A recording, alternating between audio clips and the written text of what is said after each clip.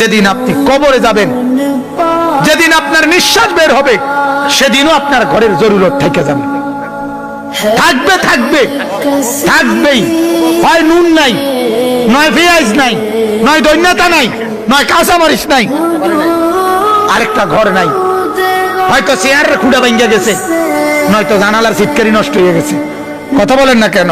হয়তো বদনা দিয়া ফানি পরে, নয়তো জগ ফাইটটা বাইরে হালাই দিছে। আমি বুঝাইতে চাইতেছি, জরুরত শেষ হবে না, কোনোদিনও শেষ হবে কি? 900 বছর হায়াতে দিবা নিশি মেশিন চালাইলো, টিয়ার মেশিন, তারপরেও কি হবে না? অভাব যাবে। এটার নাম দুনিয়া, এটার নাম দুনিয়া, এটার নাম দুনিয়া। অতএব বুঝতে শিখেন বাপ, একটু ভাবেন, একটু ভাবেন। 365 দিনে খোদার 1 বছর কোনদিন ফজরের নামাজ পড়লা না, অথচ তোমার মা বাপ জীবিত ঘরে আছে, ওরাও তোমারে কোনদিন ডাকলো না।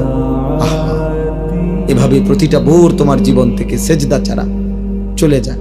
অথচ কিতাবের মধ্যে আছে সকালবেলার কুত্তা আল্লাহর কাছে বলে, মাওলা এই চোখে যেন আমি প্রথম কোনো বেনামাজিকে না দেখি।